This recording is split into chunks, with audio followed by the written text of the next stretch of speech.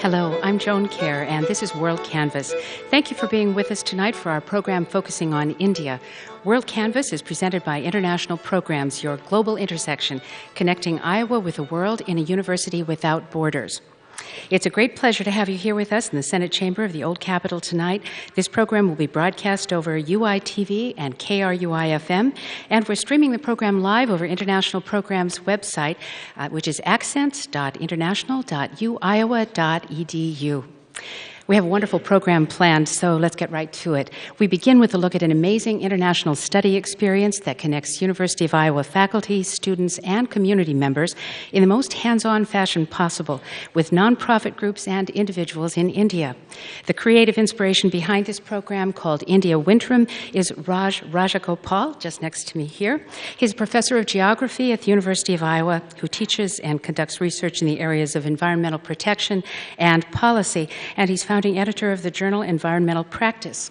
He's directed over 100 workshops and seminars all over the world, and his current interests include the provision of safe drinking water, reduction of adult illiteracy, and improvement of opportunities through microcredit for women in developing countries. Please give a very warm welcome to Raj Rajagopal. Thank you. Thank you. So I know from speaking with you in person that the best thing to do is to let you just talk about how this developed and what the India Project is. About 4 years ago, I was in India for a variety of reasons, both family reasons and as well as professional academic research reasons. So I visited India about 3-4 times in that 1 year, 2006. And then I stumbled into this gentleman who was a doctor, urologist, and he founded a hospital with about 500 beds at that time.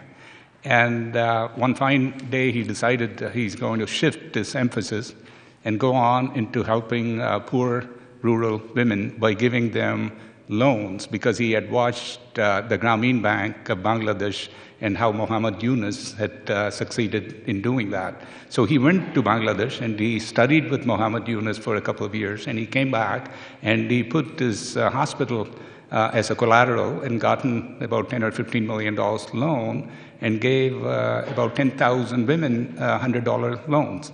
And he set up a consistent system of recovering the money. So it was simply a credit program.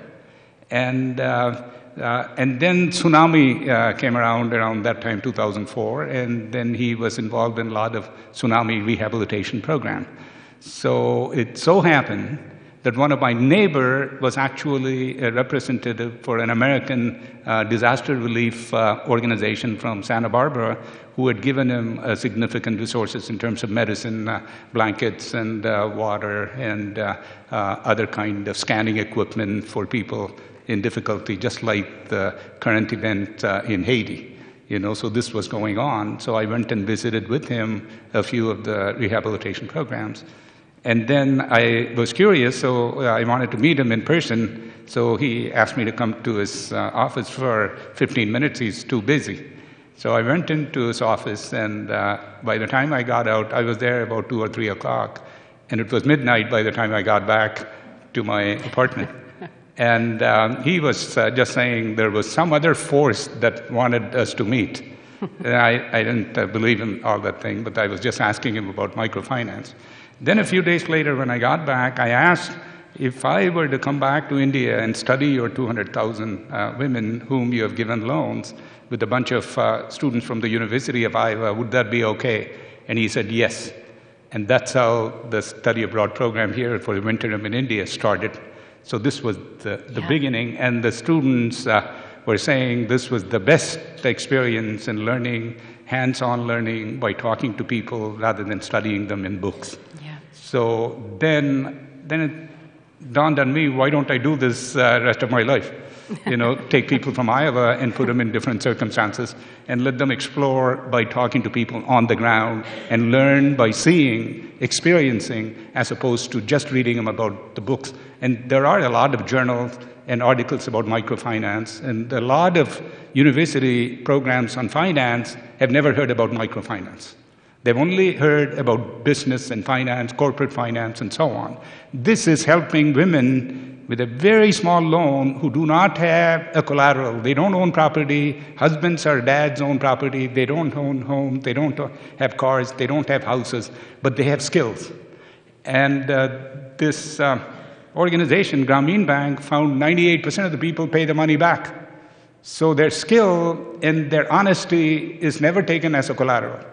And no bank can show that kind of performance compared to these kind of Grameen banks. Yeah. So that was the starting point. Yeah, brilliant. But it's now moved beyond microfinance. Because the folks in Tamil Nadu, where they saw our students coming, walking the streets and studying microfinance, talking to these women, why can't they come stay some time with us? So we ended up running into 8 or 10 other organizations. Now I get almost an email from some organization or other from around the world wanting us to come and learn, and we would love to have one program in India called Ekal Vidyalay. They want me, then I was kind of flabbergasted last month, they wanted me to bring 26,000 Iowa students because they have 26,000 schools. They want to place one student per school in tribal areas in India. Then I said, I wish I had the power like that. So there is a lot of excitement. So I think sky is the limit if we reach out. And somebody asked me, you want to take all these people to help India. Then I said, yes. And then by helping, you learn about yourself a little bit more. This giving. And then most of the students who come back, they say, we can't believe how these people with nothing are so generous. This was the message that I get. They're saying they're amazed at how people living in huts want to give them a dozen bananas and a bunch of coconuts and then a bead necklace they made and then say, you don't need to pay us anything. No, we don't need any money. Just take it. Mm-hmm. And they can't believe that poor can be so generous. So that's another attractive point for me to engage more people to get this kind of an experience. Yeah. Well, joining you here on stage are 4 faculty members here at the University of Iowa who took part in this most recent winter trip to India. And I'd like to introduce all of you. And perhaps you could each just tell us something about yourself and what your special area of research or work is. And the first person is Joann Eland. Hello. Hi, I go by Jo Eland. I'm an associate professor of nursing here at the university. My expertise is pain management, which I've been doing since about 1971 or so. I started when I was very young. Hi, everybody. My name is Motier Haskins, and I go by Mo Haskins, and I'm a clinical assistant faculty at the School of Social Work. I guess if I had to narrow down my area of expertise, I'm so reluctant to call it that, it's diversity. I teach one course at the School of Social Work, one of many. It's called Discrimination, Oppression, and Diversity, and that is my focus. Glad to be here tonight. Hi, I'm Anita Jung, and I'm from the School of Art and Art History, and my area of specialization is printmaking. I also do painting and drawing, and I've only been with the university. This is my 4th year. Yeah, thank you. Hi, my name is Jerry Anthony. I'm an associate professor of urban planning. I teach courses on housing policy and land use, and I'm really happy to be here. And it's such a wonderful, diverse group. I'm going to start with you first, Jo, and ask you to tell us something about your work in pain management, particularly as it relates to kids. And what did this experience in India mean for you and the students who studied with you? That's a broad enough question. I'll run with it. I had the privilege of having 7 students from the University of Iowa with me. I had 2 pre-medical students. I had a student in child life. I had a student in global studies and 3 nursing students. We had the privilege of being joined by 4 students who are from India, northern India. We were in southern India, Trivandrum. We had a physician, a pharmacist, a social worker, and a marvelous woman who does volunteer coordination. We had the privilege of associating with Pallium India, which is a hospice that primarily serves the underserved people in the country.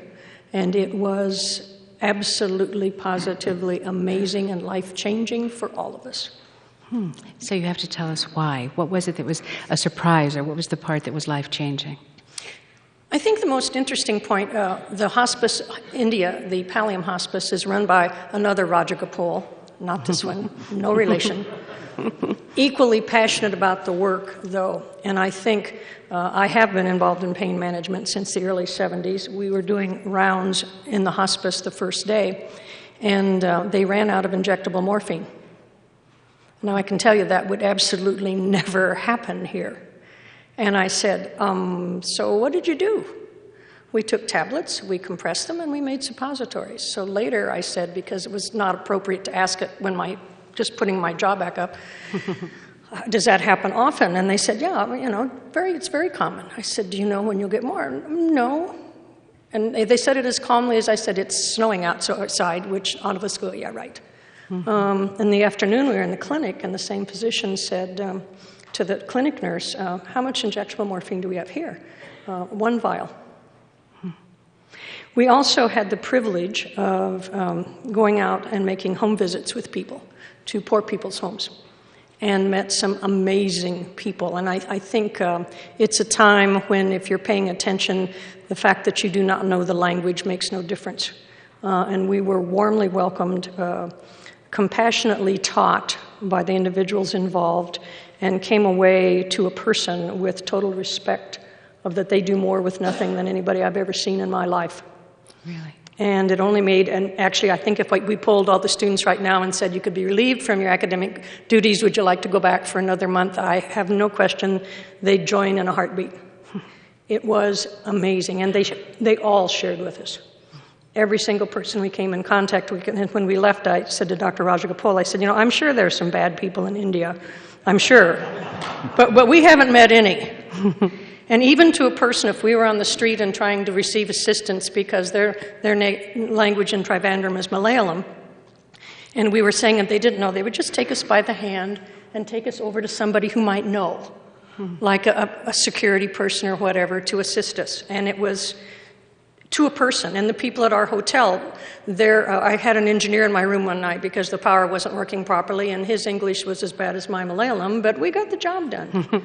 And it was not needing the language to understand the commitment and the compassion of these people. And one of the things Raj said as well was that on one of the first days of home visits, one of the groups I was not with, the gentleman was actively dying, meaning that he was probably going to be dead within about 48 hours. And he insisted that his granddaughter make tea for the guests, which this gentleman, these people had nothing. Nonetheless, these were guests. And knowing how well these people make tea, you always say yes. They're quite good at it. Thank you, Joan. Long answer, short question. Oh, no, it was wonderful. Thanks. I'm just going to move right over to you, Mo. Sure. Tell us about what you experienced. Thank you. I'm really moved by how similar the experiences are with my colleague and I. I'm glad I got to go first. You did well, yes. And if I'm repetitive, it's okay. It's okay, yeah. I find a need to begin by talking about how it came about that I was able to go. It's about April of last year, I was invited to a minority faculty event. And all of the faculty was there, and they were showcasing their illustrious, beautiful research agenda. And then this one man stood up, and he told a story about India. And he had me captivated in a major way. Raj. Shortly after, a good friend and colleague of mine who just walked through the door sent me an email and said, Mo, there's an opportunity to go to India. And I met with Amy and Raj over lunch, and they laid it out. And I was convinced that I needed to go. I had the opportunity and the honor of being assisted by 9 women on my trip. 9 women, 8 of which were social workers. And we landed in Pondicherry, India. Now get the visual. Pondicherry, south of Chennai, on the Bay of Bengal, palm trees, ocean, 75 degrees. Who wouldn't go? Other reasons, and if I'm sounding like it's a sales pitch, it's because it is. I'm still pretty amped in getting people interested in this amazing, life-changing experience. And anyone who does an immersion trip will probably say life-changing event. This was clearly a life-changing event. And so we landed in Pondicherry, and we had the opportunity of a choice, me and these 9 women. One was a school called Satya School. It was a little, small institution that assisted disabled youth, children with autism, Down syndrome, mental health challenges. The other choice was Aravind Hospital. It's an eye care system. And if you Google that hospital, you will be amazed of the work that they're doing. They started with a vision. I'll probably tear his name apart. I'll just say Dr. V, who had this vision to eradicate blindness.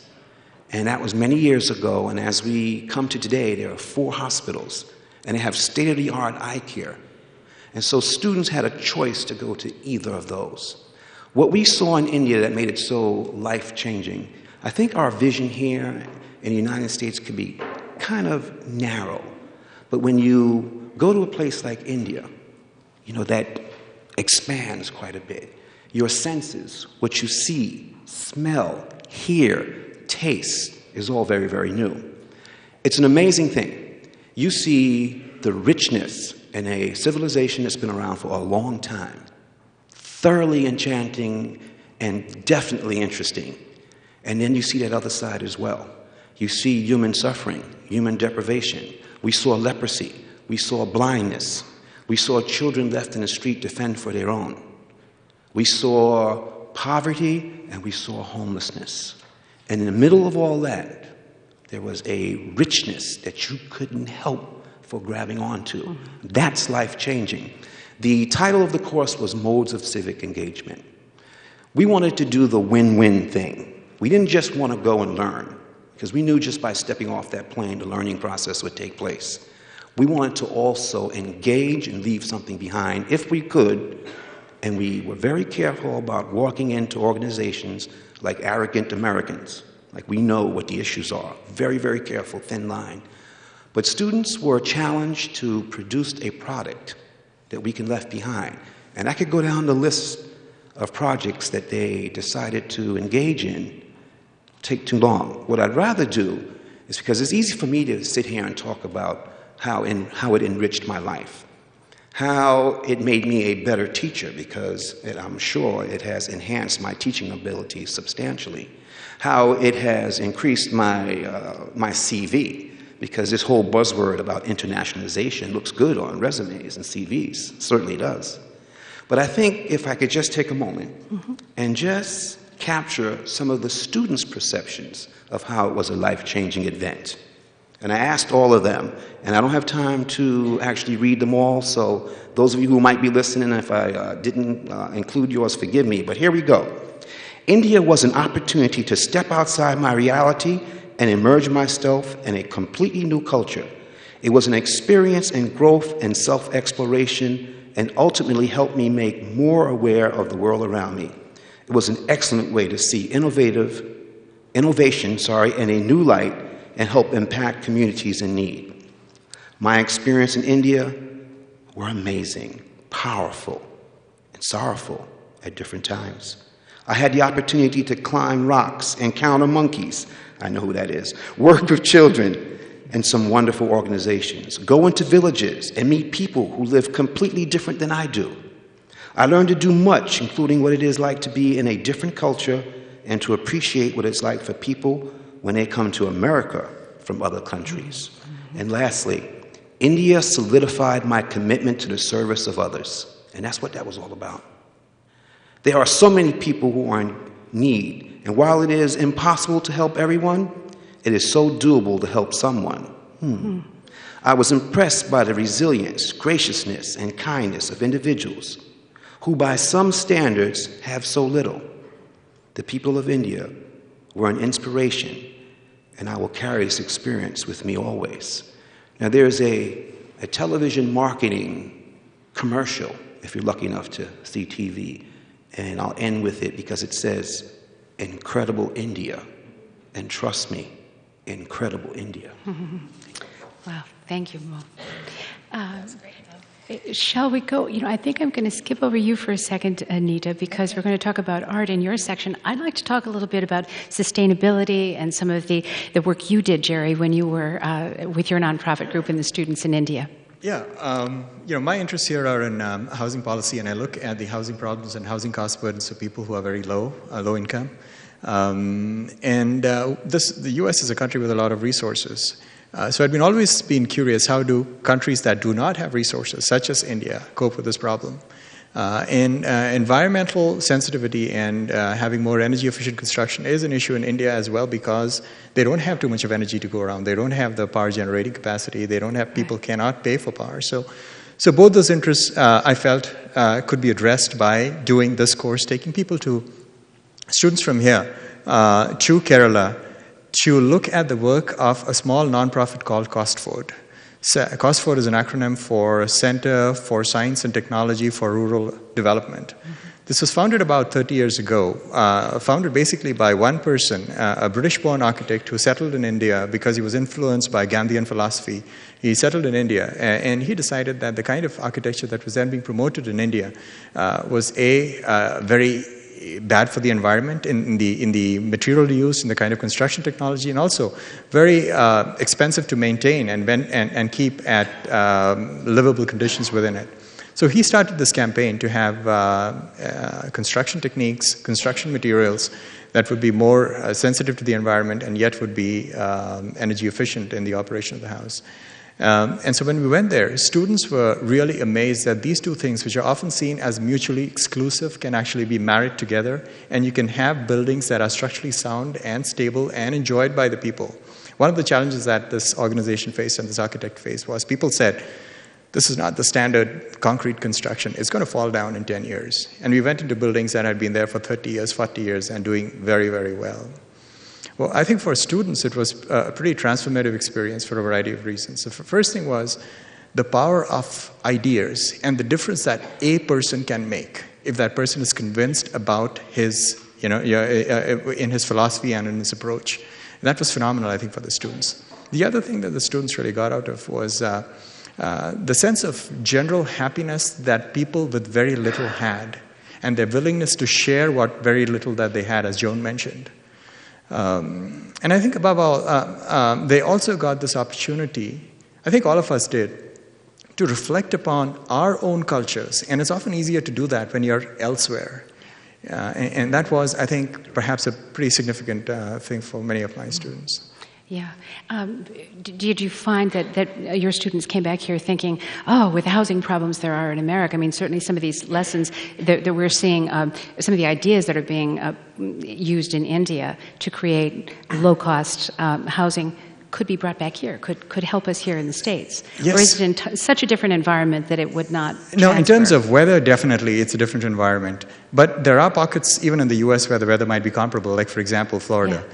Perhaps not today. I believe they're getting snow or something. But otherwise, it could. But on the other hand, I've had a couple of the students come up who are taking an environmental policy course here, and they want to do a policy paper comparing house construction practices in Kerala with here, and to see the transferability of approaches there to the U.S. context. Wow. Well, thank you, Jerry.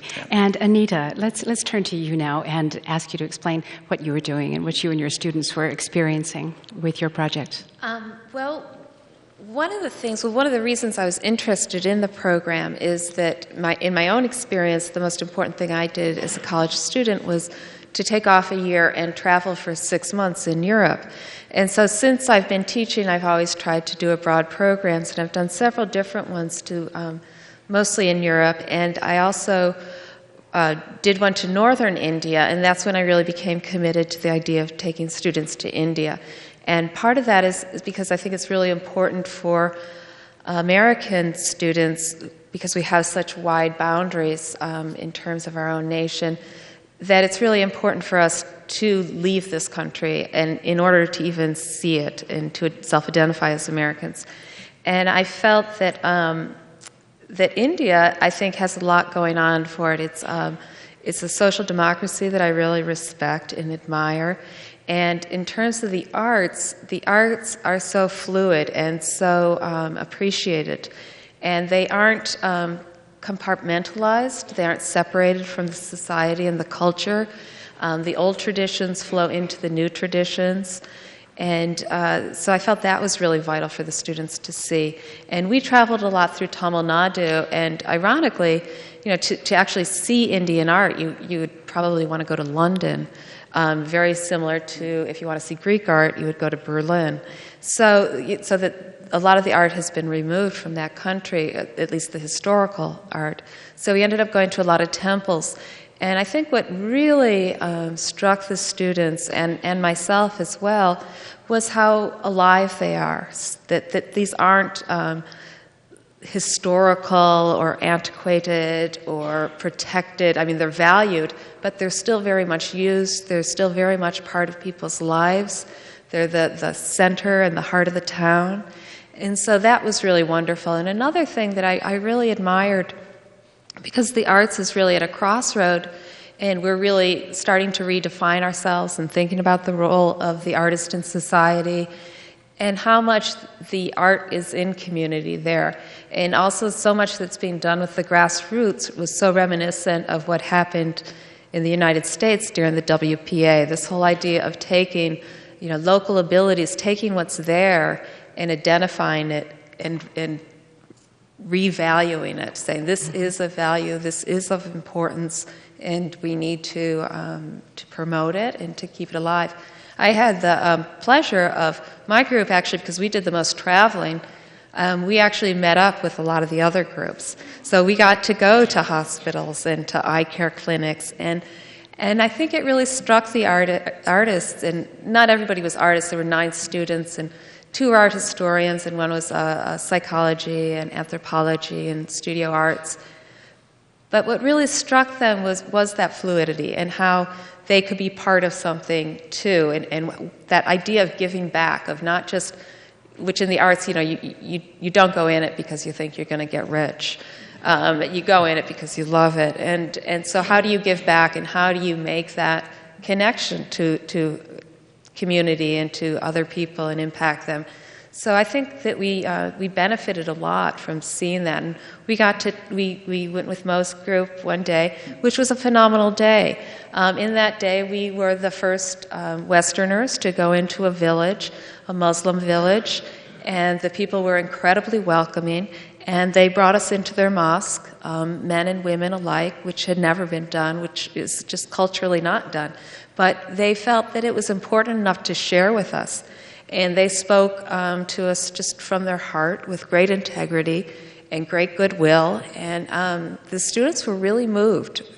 For a lot of them, probably the first Muslims they'd ever met. And then from there we went on to visit a gypsy village, which the city of Pondicherry had granted some land in between the city dump and the airport. It's probably well sought after. And we were met by these just incredibly beautiful children, one who was wearing a Mickey Mouse hat. And I don't think anyone will ever forget that visual.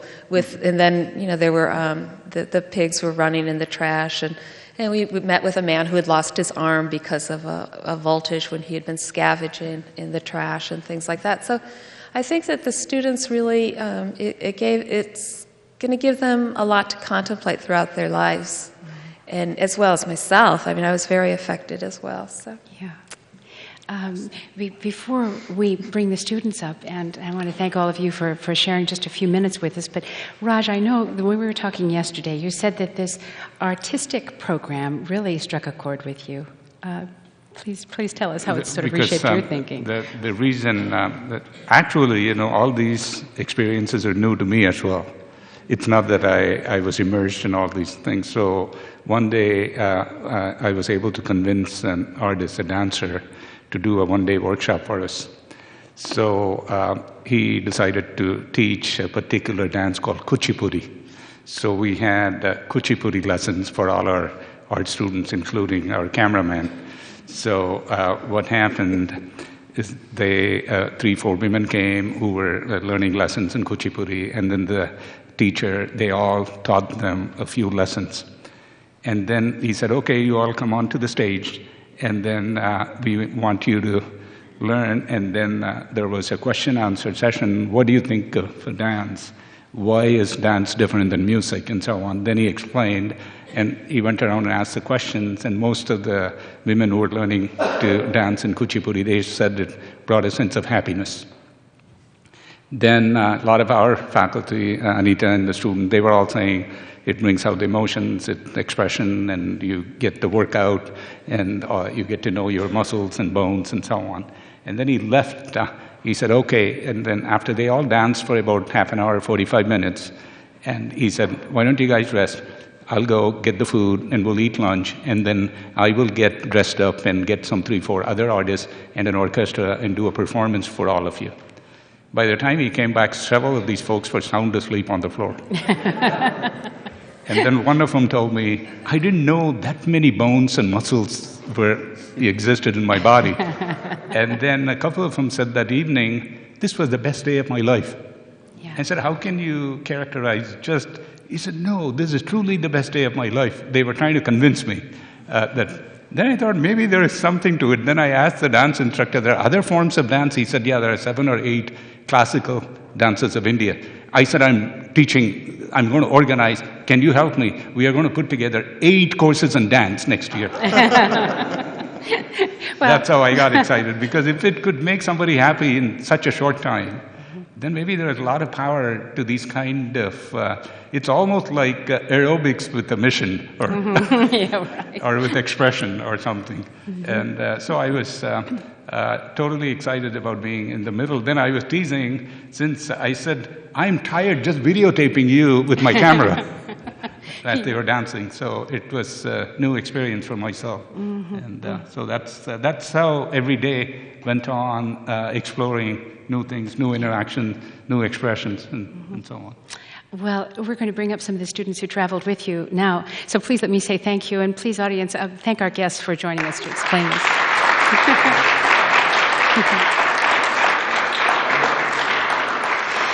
This is WorldCanvass from International Programs, your global intersection at the University of Iowa, connecting students, faculty, and Iowans with one another and the world.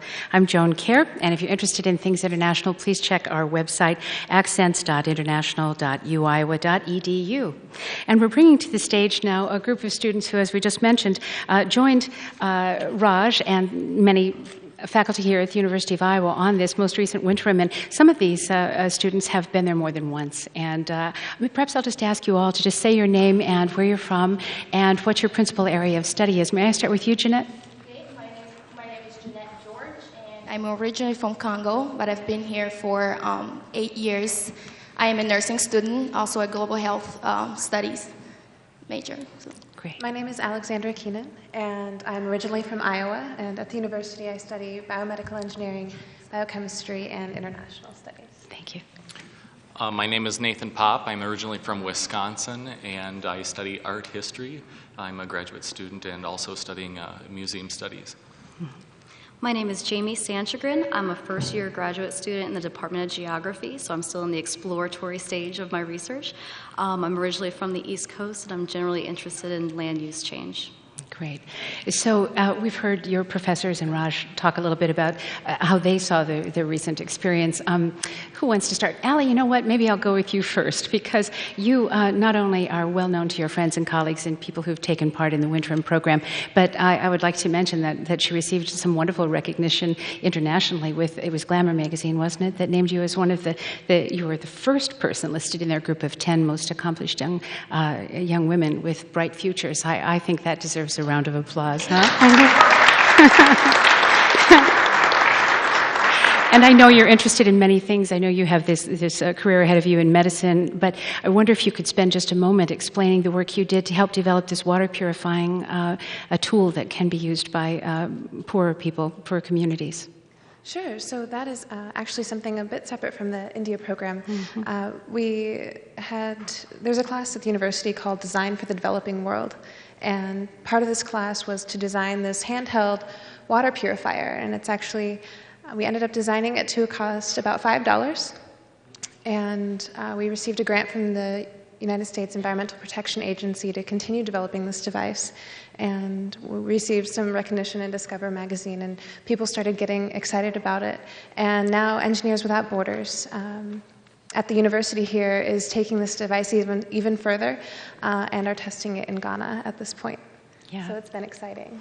And I know you've done work on tropical diseases, and many other things interest you related to what we might think of as third world countries, or India in particular. But tell us about your India winterim experiences and what you did. Sure. So I was lucky enough to join the second year of the India winter experience.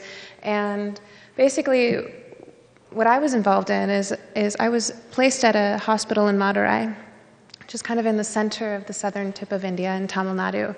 It's an 800-bed private hospital. And going in, I was really interested in learning a bit about women's health. I knew that the Madurai region had the second highest rate of cervical cancer in the world. And there are no screening programs for cervical cancer. And this primarily affects low-income women. And I was interested in seeing, what the hospital might be able to do about that. And the exciting thing about the hospital is its close connection to a microfinance organization that serves about 200,000 women in Tamil Nadu, which Raj talked about earlier, called Mahasamam.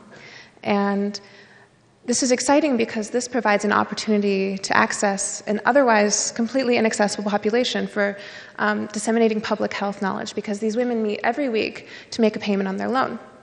So this was exciting, and this is something that I tried to learn as much as I could about during the winterim experience. Yeah. Fabulous. Well, let's go next maybe to Jamie. Tell us what you did. I know you're a geography student, and you're interested in some sustainability issues and development. Yes, I had the opportunity to join the adventure course, I would say, as part of the India Winterim program.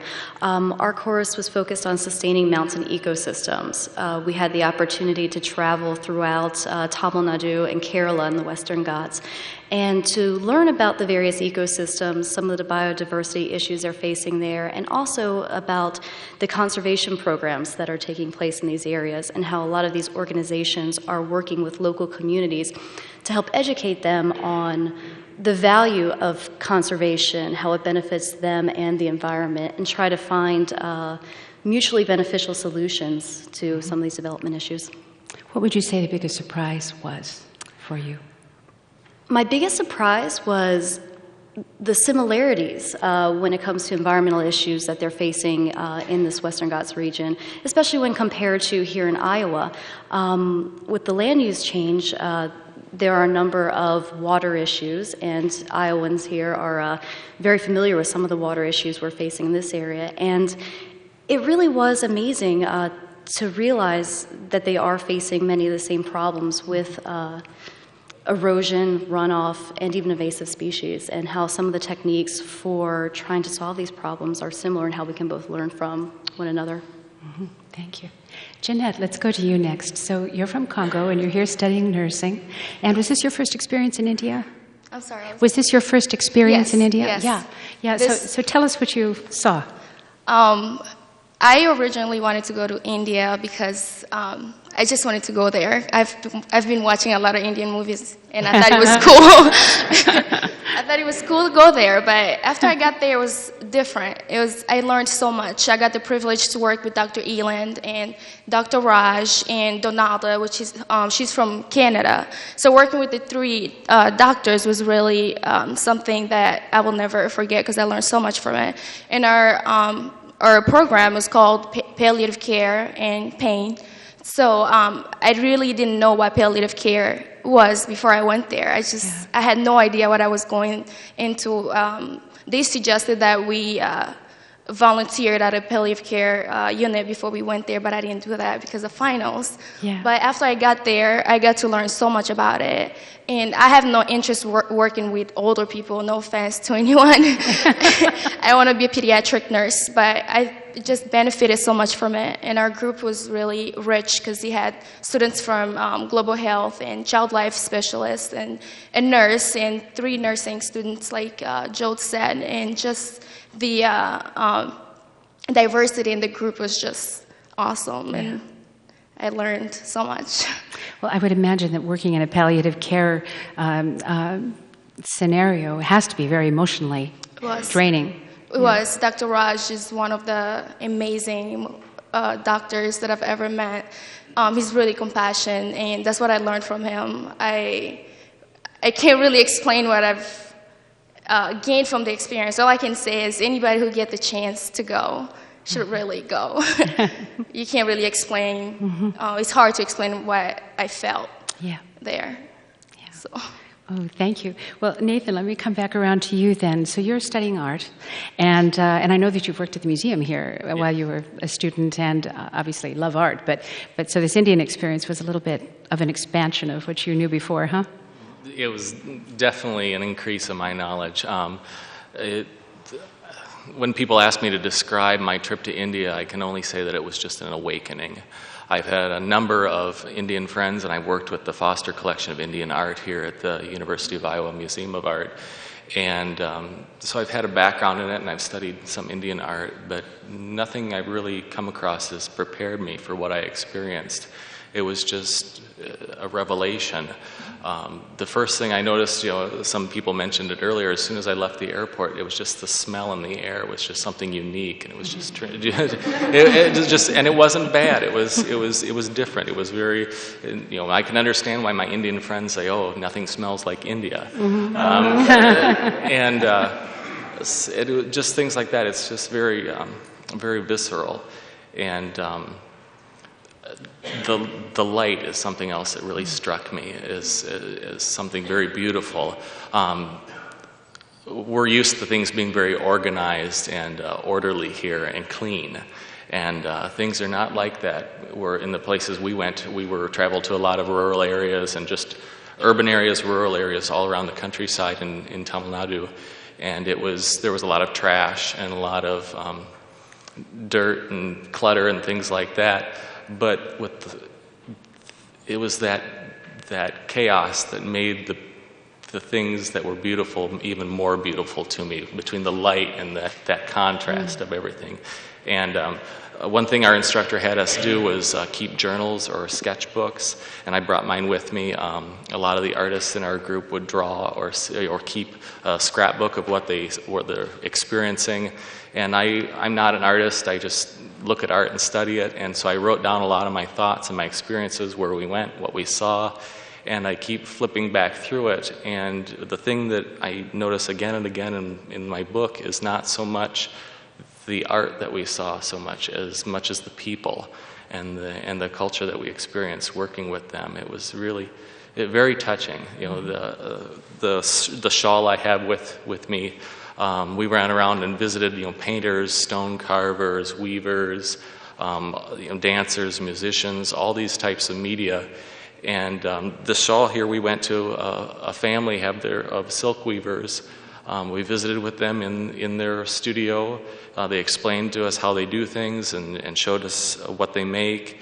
And then they invited us into their home for tea, and they said, we want to talk to you because we want to learn more about American culture, because the only exposure we have, is what we see on cable TV. And is it, do Americans really drink that much? And, and so it was really, when we spent a couple hours there talking about the differences in culture, talking with his children, the differences between love marriages and arranged marriages and things like that. It was just a really, really heartwarming experience to be able to interact with people on such a personal level. Mm-hmm.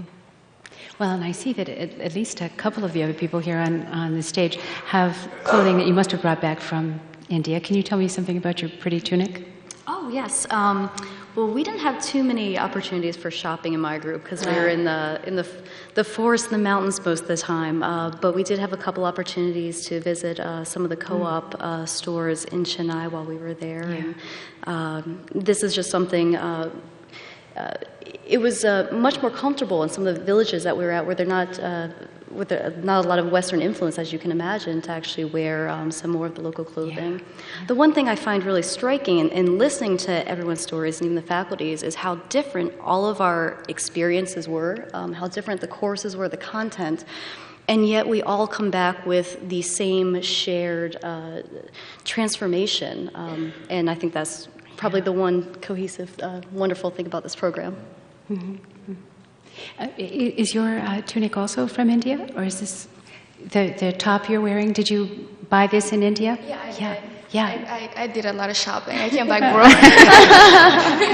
Yeah, we were in class from 9 o'clock to 5 every day, and after that we get a chance to go out and explore the state. And we also got a lot of opportunities to go out, and we visited a lot of temples. We went to the beach, to 3 different beaches or 2, I think.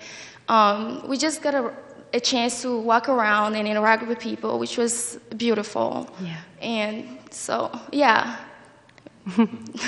And Ali, you've been there now 3 times on different kinds of programs. What draws you back to India each time? You know, each time there's always this kind of moment that I never expected to happen, and that I think, well, no, that'll never happen. You know, something that important to me will never happen again. But each time it keeps happening, and I think that's something that definitely draws me. The first time I was there, we were looking at cervical cancer screening programs and seeing, is this something that's a possibility here?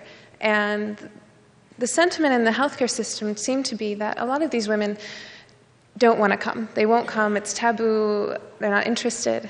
And so Raj and I were at a health clinic, just kind of interviewing women and kind of feeling things out and seeing, you know, what their actual opinions were about their own healthcare. And cervical cancer is a taboo subject. Women's health seems to be a bit taboo. And so women were very shy in talking to us. And I'll never forget this one woman in this bright orange sari. She was small and probably about middle-aged. And everyone was shy, and then suddenly I saw this crowd of women part, and she had jostled her way through, and she started shaking her fist at us, and she said, you know, we deserve healthcare. Healthcare is our right. And Raj was translating for me because I don't speak Tamil, but the fact that, you know, this woman was probably illiterate, and most of these women were illiterate that we were talking to, and the fact that she understood something that I think not many people understand, that healthcare is our right. I think that was something for me that just took me back, and that was one of those moments. And then, of course, I went back and was invited to play cricket with these children on the riverbank in the Vaigai, which is the river that runs through Madurai. And that, you know, that was the moment, my next trip. And then, you know, and I just keep going back and kind of these transformative moments that just keep happening, I guess. Well, Raj, a pretty impressive group of students here at the University of Iowa and the faculty who went along with you. This must be very rewarding for you, huh? Yes, it is. Yeah. I think, you know, I never expected this kind of a response, so it just keeps me wanting to do more and get more people. Mm-hmm. And even now, go to other parts of India. Yeah. And it seems like similar experiences can be reported anywhere, and then I don't want to be a megalomaniac. I'm thinking of Africa, South America, and get some of the African studies professors to go with us to India so they can create similar programs in Africa and do similar kind of thing for Latin America and so on. Truly become a global studies program, so I have a lot more convincing to do with a lot more people. That this is a new form of learning. I think this is what turns me on, is, of course, going to the temple, praying to God, or going to the church, or going to the libraries, reading the books. They have to be matched with going to the field. And so this is a new revelation for me to take more people to the field. So these both go hand in hand. Yeah. And then the most important thing, by looking at other cultures, we learn about ourselves a little bit more. And it's been... I couldn't tell you how happy I've been in the last 3-4 years. Mm-hmm. So maybe I think of myself as the best tour guide. You know? So learn about a lot of places and get people excited. And the organizations in India, I need to tell you this, about 20 organizations give, over 100 people gave us 3 weeks of their time without any charge, free of charge. We didn't pay them anything. And it is not an organized program. It is simply coming together for learning together. And this is where the fun part starts. The biggest expense was the airfare. If we could overcome, the airfare, then this could have, we could take 26,000 students, as the school mentioned. So that's the biggest expense. And, well, let's say thanks to all of you. I'm so pleased you could be with us, Jeannette and Ali and Nathan and Jamie. Thank you so much. Please thank our guests.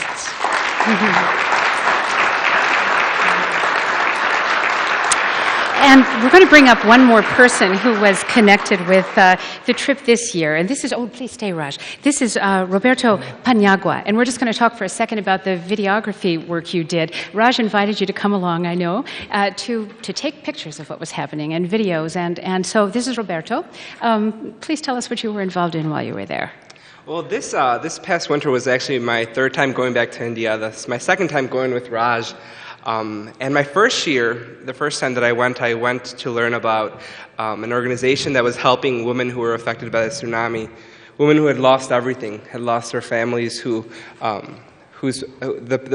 fathers were fishermen. And so they didn't know much about what was going on, let alone that a tsunami was coming their way. And so these women truly lost everything. And being able to interact with these type of people, being able to learn from them and how they themselves have worked with organizations to rebuild their own lives. And so I can't go on Expedia.com and book a flight and try to get that same experience. And so going with this winterim program allowed me to have those sort of interactions with the culture and the people of India. And so I knew that I wanted to come back, and I knew that it would be a great experience for me. So when Raj asked, me and Raj talk a lot. I feel like I have to start paying rent to go to his office because I'm almost there all the time. But he asked if I would help with recording some of the events, some of the things that happen. And, I'm a political science, econ, and French major, so the whole video thing doesn't really fall in my field. But I mean, it was a wonderful experience, and you know what? It's something I can learn to do, and something I would be more than happy to. And so what I had the opportunity to do was I was kind of like the hitchhiker. So I traveled to all the four professors, their 4 courses. I was able to travel to their courses and learn a little bit about it. And I feel like the way that Raj arranged the schedule, I was there at the best times for each course. And so I had the experience of being able to visit the Muslim village where it was the first time any foreigners had gone there. And it, like some of the students have said, it's just an experience you can't get anywhere else. And so my goal as going to third time to kind of record everything was to kind of take all the experiences, because I mean, it's 4 students and 4 professors. There's over 100 students that went to just this past year. So there's so many more wonderful experiences that we want more people to find out about. And so the purpose of the video is to kind of put those in one place so that students not only at the University of Iowa, not only in Iowa, but all over the world can take a look at the wonderful things that we're doing. And, I was just sitting in here and I'm like, none of this would have happened if it wasn't for Raj. True. And, it's kind of like starting a whole other sector of the university with 10, 11 different courses, it just sprung up overnight, I feel like. So it's, like I said, it's been a really wonderful, wonderful experience. It's an eye-opening experience getting to interact with people that you normally wouldn't. And it's a program where you're able to learn from children, where you're able to learn from poor individuals. And it's learning you can't get in the classroom. Wow. Well, can you just give us one moment that was fabulous for you on this last trip? One experience, something you probably filmed, but something we can take home with us tonight and think, wow, it would have been cool to be there. My first year that we went, like I said, we were working with all these women that were affected by the tsunami, and these women had lost everything. Their homes, their in Indian culture, when you lose the father, the main household, it's hard for women. Yeah. And to have lost everything, it was just a complete inspiration to see these women restart their lives and saying, you know what, I want to do this not for me, but because I want my children to have an education. I want my children to succeed. And that's what these women were doing, and they were doing it in the simplest of ways, and the ways that they knew how to do it. They were making these bags to eliminate the usage of plastic bags, not only in their communities, but all over the world.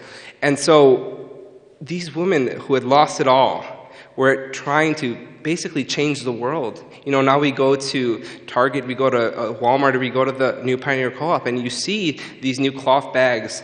And to kind of go to India and see this remote village of women that had lost everything, but yet were dedicated to having an impact on this world, was truly a wonderful experience. Anything more you'd like to say, Raj? I think this excites me more, hearing all these people say what they experience. That's my shtick. Yeah. That makes me wanting to do it more often. Yeah. Well, thank you very much. We're anxious to see the video when it's all prepared. So thank you, Raj Rajagopal. And help me with your last name, Paniagua? Paniagua. Roberto Paniagua. Please thank our guests. Thanks, Raj.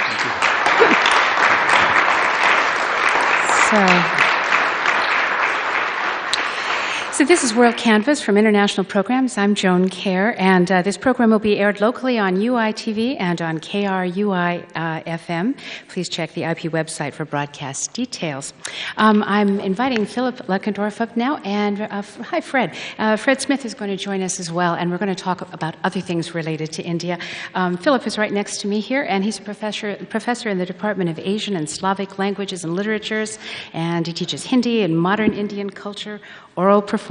You can go on and on about the various things you teach, but Hindi literature, Indian epic and Puranic traditions, and Indian literature and cinema. There was mention a little while ago about Jeannette loving Indian movies. Well, we're going to hear a little bit about Bollywood, and Philip is our connection to that. So welcome. Good to have you with us. Thank you. It's a pleasure to be here. Well, gosh. So how inspiring, huh, to hear all of these stories about India. And you spent a great deal of time in India. Yes, I've been going to India since 1971, and when I had my first transformative experience there. And I've actually lost count of how many times I've been. Lately, I've been going twice a year, so it's quite a few trips. Yeah. But, well, we're going to talk in the little segment we have with you about both Bollywood and something related to the social aspect of tea in Indian culture. But before that, I'd like to just ask you a little bit about a new position you'll be taking on with the American Institute of Indian Studies. You'll be the president starting here in the next couple of months. This is an important organization, isn't it? Yes. AIIS, as it's generally known, American Institute of Indian Studies, is a consortium of 63 universities in the U.S. All of the big research universities, public and private, are members that have significant programs oriented around the Indian subcontinent. And we're almost 50 years old. We'll be celebrating our 50th anniversary in 2012. And Iowa has been a member for, I think, probably 30 or 35 years. And it's an organization that it funds research by both students and faculty members in India. And we sponsor language programs. We have 2 research archives located outside Delhi, dedicated to art and archaeology and ethnomusicology. And recently we've been doing a great deal of work with study abroad programs, including Iowa's India study abroad programs, helping people get visas, helping with logistics for the programs. So it's a major coordinating organization. We have 1 paid employee in the United States, which is not the president. The officers are not paid employees. We're volunteers. But we have about 50 full-time employees in India. We have quite an infrastructure, including 9 language training centers, 3 research centers. So we have sort of campuses in different parts of the country. Wow. So what are some of the main initiatives you have going? As you come in as president, what are some of the things you'd like to see the organization do or improve upon? Well, one of our, I have to say this, one of our initiatives is going to be fundraising. Like all nonprofit organizations. AIS needs to build up an endowment. We've essentially been dependent on federal funding, and we would like to try to have the opportunity to fund. A lot of scholars who we fund are not U.S. citizens, And most of the federal funds that we receive are limited for U.S. citizens. So we would like to be able to support non-citizen scholars, and for that we need to build up an endowment to support that. You know, money goes a long way in India when you convert it into rupees. Yeah. So relatively small donations help the Institute a lot. Well, thanks for telling us about that. And now we have a piece of music to listen to. Should we go to the... Maybe you can introduce this song. Yeah, we're going to hear a little bit of a song by A.R. Rahman, who some of you will know as the Indian composer who won 2 Academy Awards last year for his score to Slumdog Millionaire. But I think some of the scores he's done for Indian cinema are much more beautiful, actually. And this is from a 2004 film called Swades, the title song.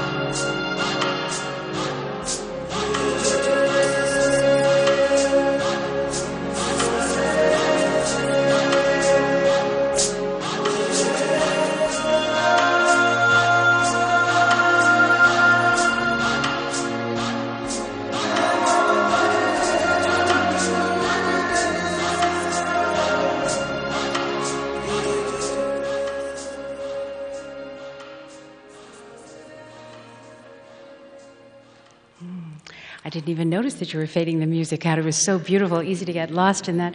So tell us about this song. Tell us something about... Oh, well, you know, it's interesting because it's very apropos of what people have been talking about the winterim program. Swades is a film about an Indo-American scientist. He works for NASA. And he goes back to India on a kind of routine family visit, but ends up getting drawn into working with a village and working on a kind of self-help project, actually a power-generating project in a village. And, you know, it's a very inspiring and lovely film, which I've taught a number of times in courses here at Iowa. So anyway, it's just, it's a good example. But if you like A.R. Rahman, you should definitely check out some of his wonderful scores for Hindi films and Tamil films as well. And how did you get interested in this whole field of Indian cinema? Well, you know, it's interesting because I started out as a kind of research and folklore snob. And I didn't want to see popular cinema at all. I wasn't a big fan of even our cinema, and I hadn't seen much Indian cinema. But really through my students, my language students, I found that so many of my Hindi students were coming because they were interested in Bollywood, and they loved the films, and that got me started watching them. And then it's very addicting, and it's kind of an alternative universe of cinema. But I actually taught with Dudley Andrew what was probably one of the first film appreciation courses for popular Indian cinema in the U.S. Really? About 15 years ago, when there was almost no academic interest in the popular cinema here. So, and now it's come up a great deal. I think every major university in the U.S. now that has a serious film studies program has to have somebody who works on popular Indian cinema, and I'm delighted to see that's happened.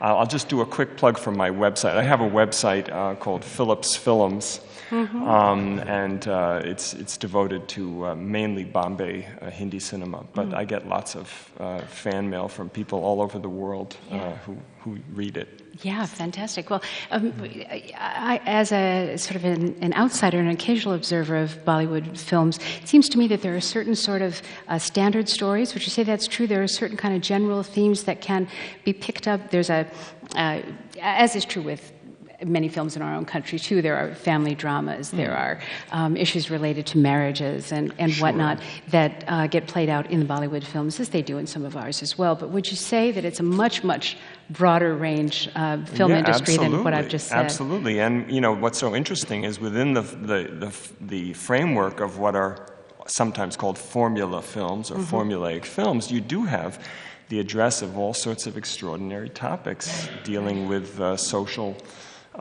change and women's empowerment and rural development. And this happens within some of these really just absolutely mainstream, big budget, what we call masala, spicy films with lots of wonderful music and dancing as well. Are there 2 or 3 films that you'd like to recommend to us that we look up? No. No? But on my But your website's there. one feature on my website is that both Corey Kriegmer, my colleague who sometimes co-teaches with me, Corey Kriegmer and I have done a list of sort of 10 must-see films, and we've each done one, and they're different, and a lot of people use those as a starting point. Oh, well, that's wonderful. And the other thing I want to talk a little bit with you about is the research you're doing on what we would call the social history of tea in India. So tell us what this is all about. Yes, well, it's not really tea; it's chai, and which is not the same thing. But of course, I became addicted to chai on my first trip in '71. And but I assumed at that time that chai had always been there, that it was as old as the Himalayas and the Vedas. And what's been very interesting to me in recent years is realizing that the habit of tea drinking and the particular Indian style of preparing tea as a beverage with milk and sweetening and often spices mixed in is a very recent phenomenon. And it's connected with a lot of the changes that have happened in the subcontinent over the last century. Changes in marketing, urbanization, changes in eating habits. And so I'm interested in doing a social and cultural history of this that will use a lot of oral history, recording people's memories. Because in many places where I've done research in North India, tea drinking really is a post-independence phenomenon, post-1947, even 60s, 70s. Really? So it's something that we can still track quite well from the memory of people who are still alive. And things changing as they are in many parts of the world where Starbucks is about the only kind of drink anyone thinks about, Starbucks coffee. Has this invaded India? Not only in the Starbucks, but India always does its own thing, and there are now chains in India that are sort of modeled on Starbucks and similar to Starbucks. But that's a different kind of thing. You're talking about the 150 rupee cup of coffee, and I'm talking about the 4 rupee to 6 rupee cup of chai. Sometimes in a wonderful disposable clay cup that you throw away, and it melts and goes back into the earth. It's the original recycling cup.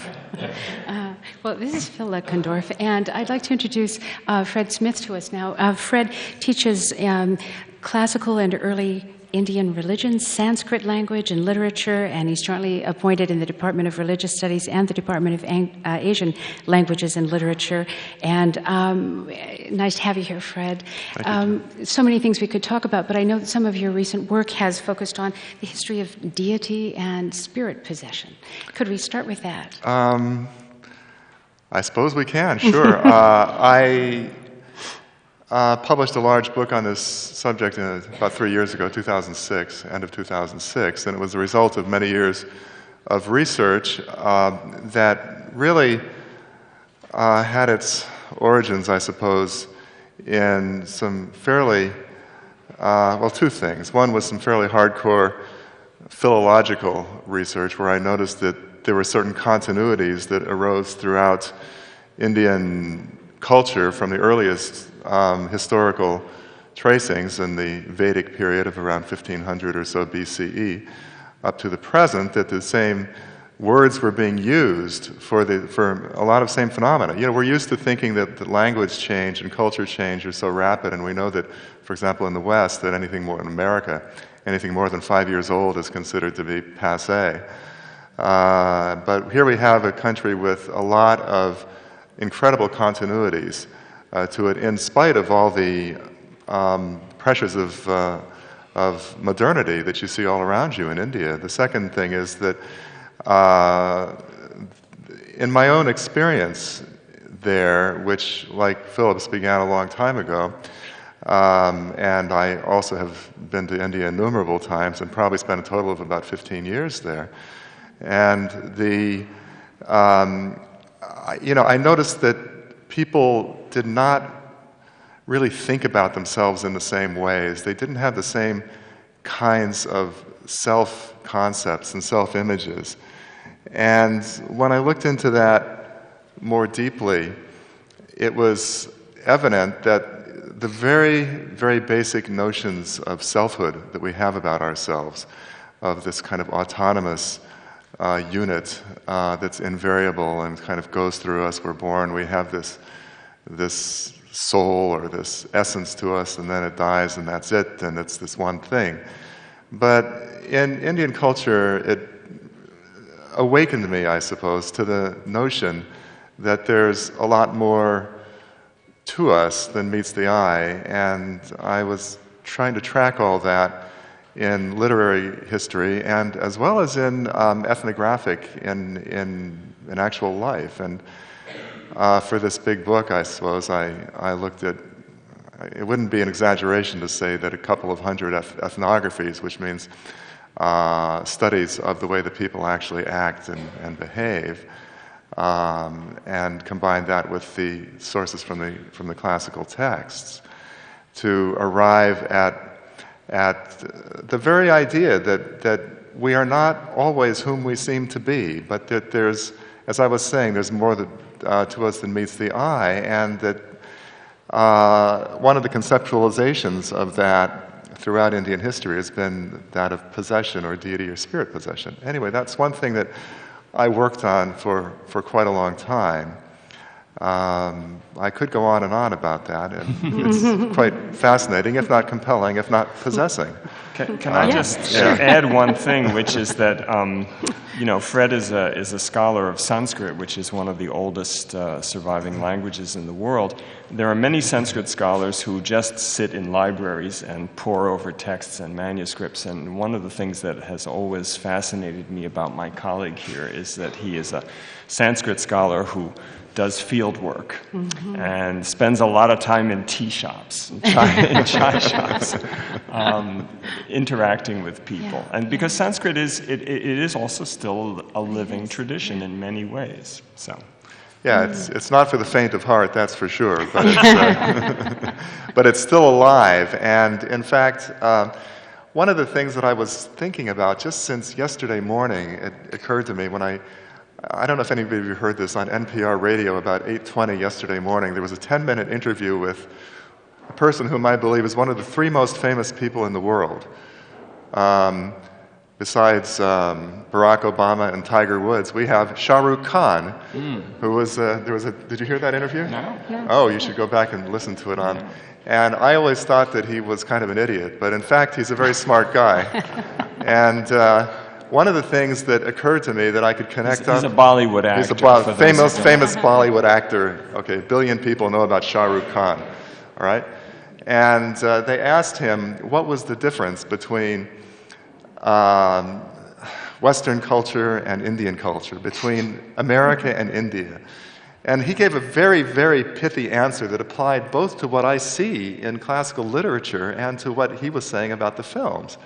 And he said that in America, your films are all about fantasies that are completely unachievable, you know, like Avatar, that sort of thing. But in India, our fantasies are achievable. We think all about love and about education and about escaping the mold of our parents, this sort of thing. And I thought, that's amazing. It really... So the fantasies are very localized, and like in the literature, even though you have fantastic characters, I mean, he was saying that in the West we have superheroes. Of course, in India you might have superheroes too, but they're superheroes who are flawed, like in the great Indian epic, the Mahabharata, of which I'm involved in a fairly wide, like there's 7 or 8 of us who are involved in translating this epic that comes to 19 volumes in its critical edition.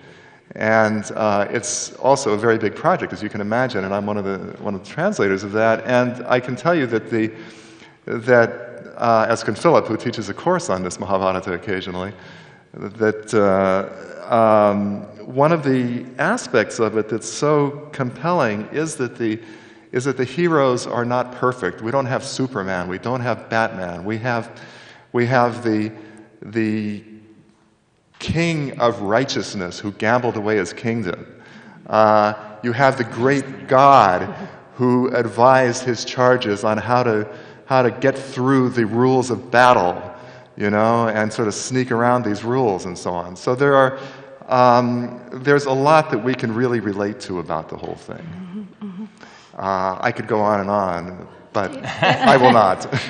Joan will cut you off. Oh, yeah. No, but I am interested in this epic storytelling tradition with India, because there are many epics, are there not, that come There's from... two great epics in India, the Ramayana, the story of Rama, which is, if you want to put it into a nutshell, it's of brothers coming together.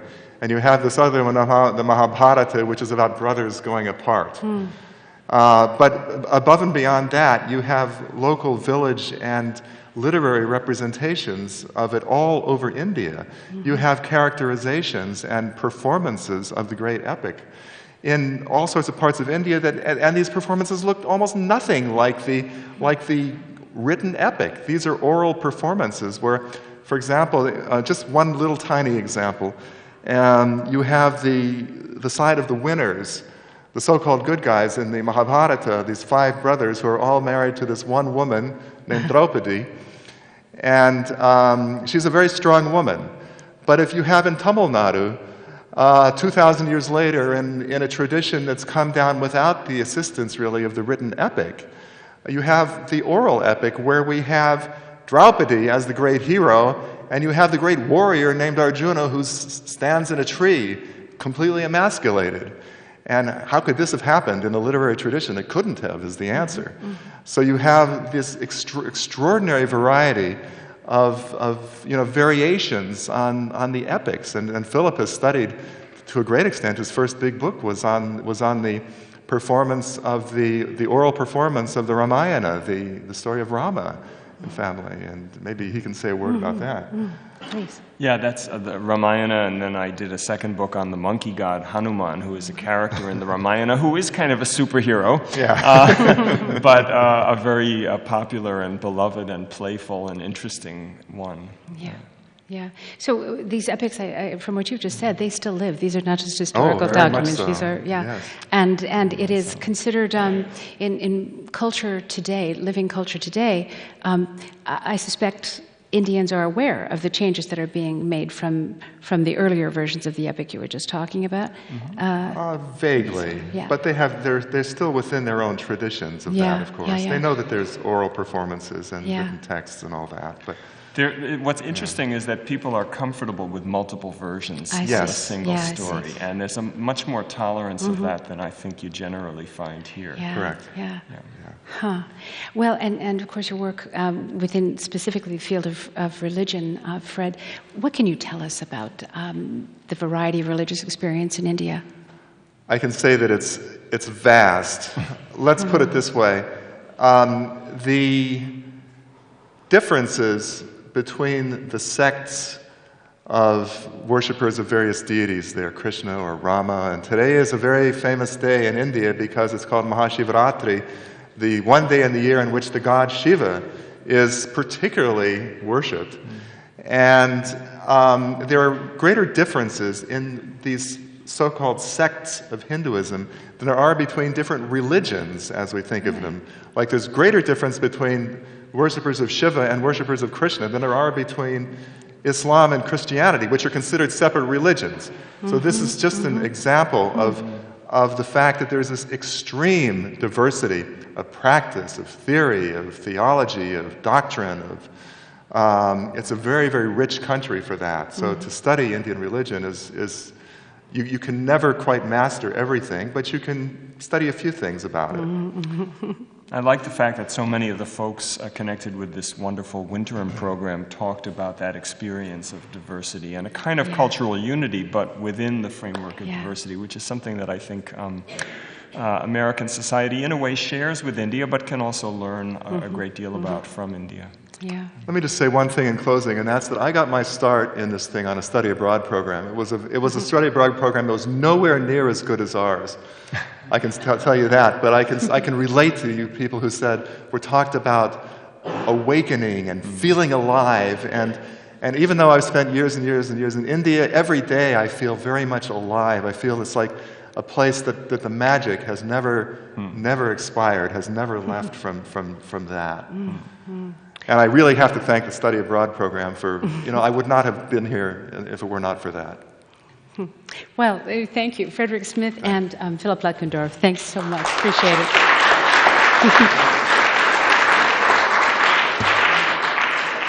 Well, as you know, this is WorldCanvass, and we now have two other guests joining us. I think this will be a really interesting segment as well. We're going to talk about socialization of girls, kind of a contrast between what Gigi Durham will be telling us about the United States and perhaps Western Europe, and then Meena Khandelwal will also speak about her work on gender issues related to India. So please allow me to introduce Gigi Durham. Nice to have you here. And Meena Khandelwal. Please give him a welcome. Nice to be here.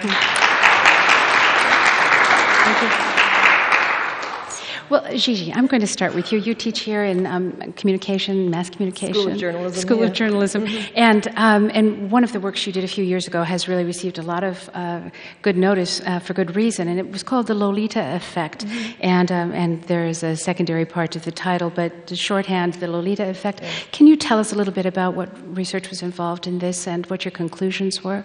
I was looking at really at the media sexualization of young girls and at the construction of girl sexuality in the mass media.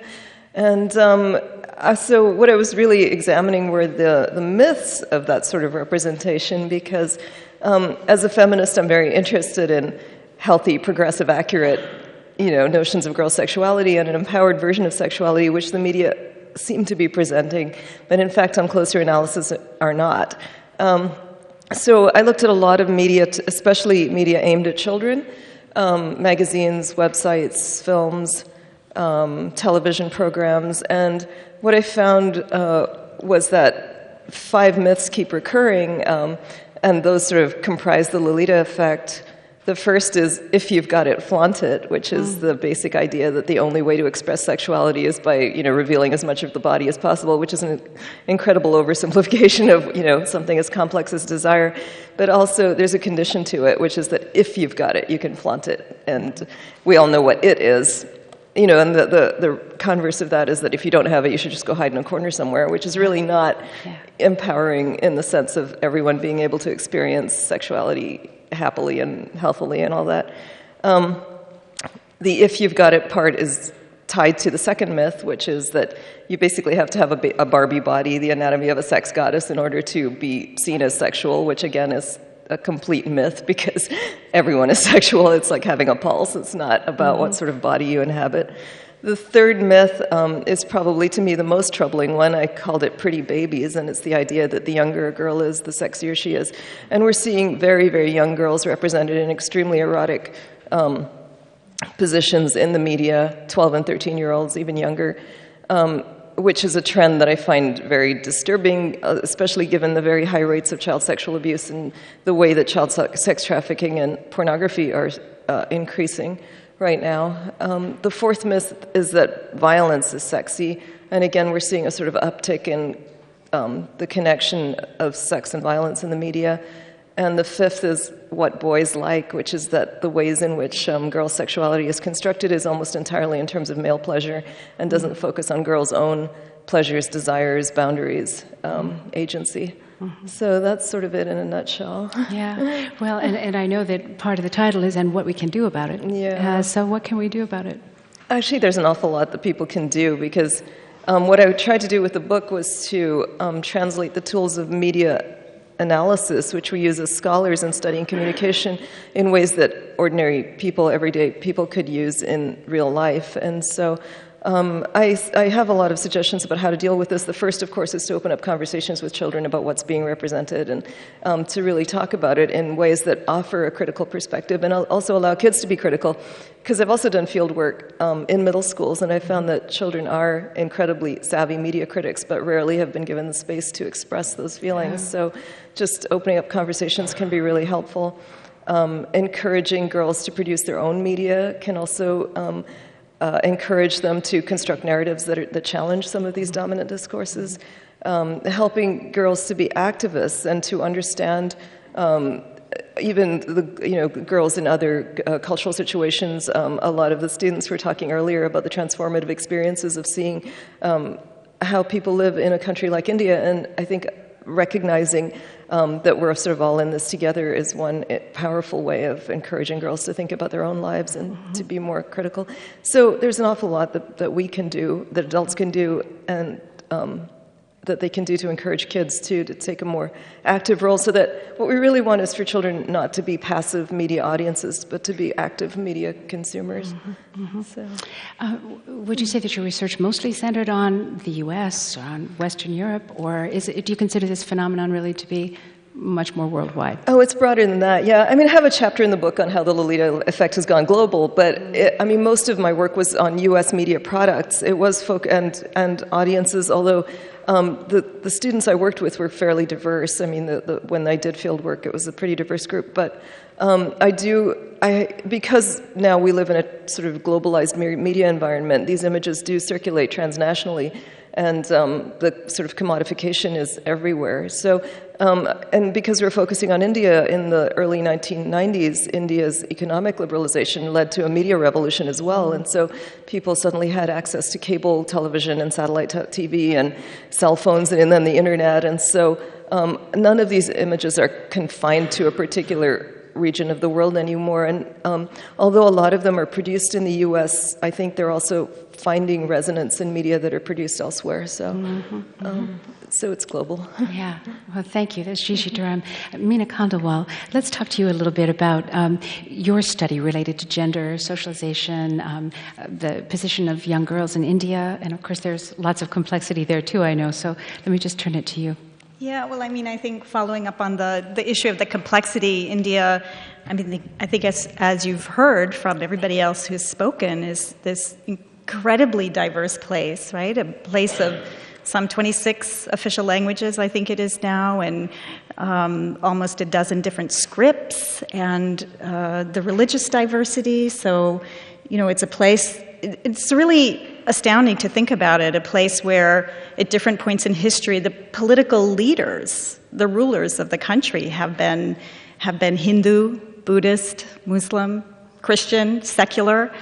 So, I mean, all that has to be taken into consideration, and the class. It's a place of incredible disparities between rich and poor, as is the U.S. And then there's also, in terms of, if I think about girls, it's hard to speak about girls' experiences in general in India, I think, because the experience of girls growing up in an urban, middle-class or upper-class environment is really completely different from girls' experience growing up in a more rural kind of environment. Also, I think for girls and young women in India, there's a big sort of a difference that we don't think about very much, and that is between the natal family, the family that a girl is born into, and the family that she marries into. Because for most girls still in India, it's not true everywhere and for all girls certainly, but when they get married, they tend to leave their natal family and go to live with their husband's family. So there's this real sense of these are two different places and two different stages of their lives. And so, their experiences and their roles vary a lot depending on the context, right? And depending on the stage of life, as well as all these other differences. So I think for wealthy girls, upper middle class, elites, sort of living in urban environments, Bangalore, Delhi, Mumbai, who are, very immersed in transnational media, their lives are not that different from lives of many girls here in a lot of ways. But then for girls in rural areas or poorer girls, I think they're really very different. I think one thing you find in India that is different from here is that, it's not a place where there are very strict rules about gender segregation in most contexts in the country, but it does tend to be the norm that boys and girls tend to hang out in different spaces, and there are many, not all schools are co-ed, but even co-ed schools, they tend to have boys and girls tend to sit in separate parts of the classroom, and so you don't have school dances. Right? I mean, there's just not really a concept in junior high or high school. And I think that's very protective of girls because they're not really sexualized at such young ages. And they're not so focused on dating and romance and being pleasing to boys.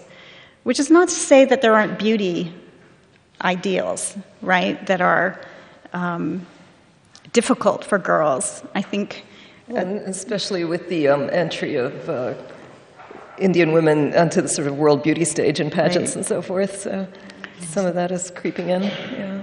Right, and a lot of that centers on skin color, right? Mm-hmm. And that's one thing that... And meeting a physical ideal of a certain type, yeah. Right.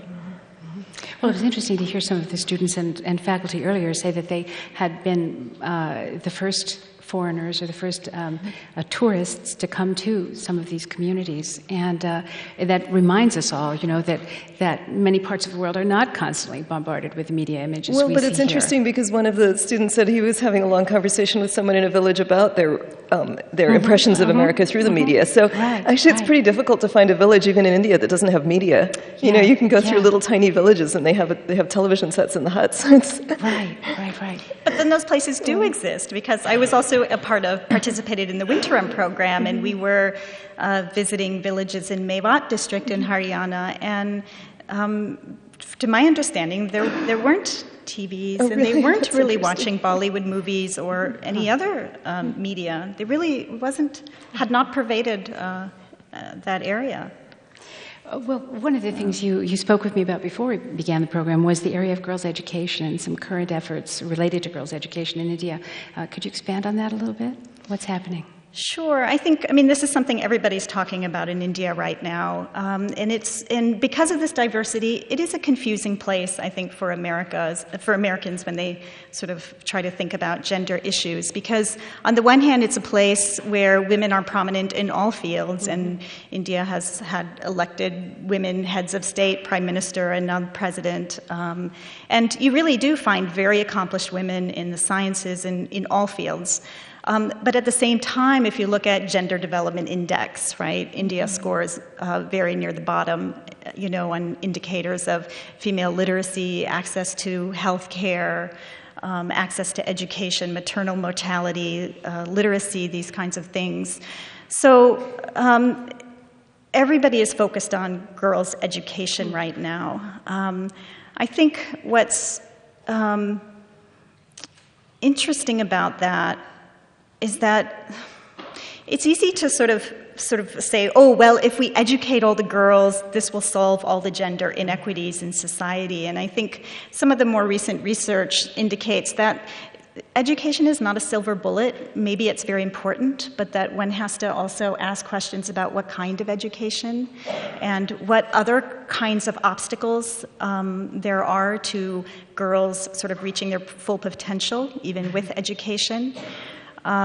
It seems to me that there are two main obstacles to educating girls in India, and they are attitudes on the one hand. In some contexts, there are families that will say, we don't want to educate our girls, it will make them arrogant, or, they don't need the education, they're going to be mothers and housewives anyway.